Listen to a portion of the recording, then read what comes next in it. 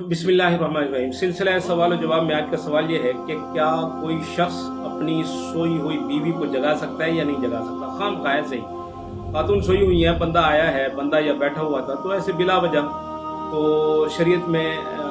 बीबी आयशा सिद्दीक़ा रज़ी अल्लाह ताला अन्हा का एक वाक़या मिलता है। वो फरमाती हैं कि आप सल्लल्लाहु अलैहि वसल्लम बाज़ दफ़ा इबादत करके मेरे हुजरे में आते और मैं आराम से सोई हुई होती, तो आप सल्लल्लाहु अलैहि वसल्लम आहिस्ता आहिस्ता पाँव रखते कि जूते की भी आवाज़ नहीं आती थी और मतलब ऐसी कोई आवाज़। तो एक दफ़ा मैंने पूछा, या रसूल अल्लाह, आप ऐसा क्यों करते हैं, आराम आराम से जाते हैं और आराम आराम से आते हैं। तो आप सल्लल्लाहु अलैहि वसल्लम ने इरशाद फरमाया, आयशा मैं इस वजह से करता हूँ ताकि आपकी नींद में खलल ना आए, आपकी नींद में खलल ना आए। तो बिला वजह बे आराम करना बीवी को और बिला वजह उसको नींद से उठाना, ये कतान शरीयत में जायज़ नहीं है,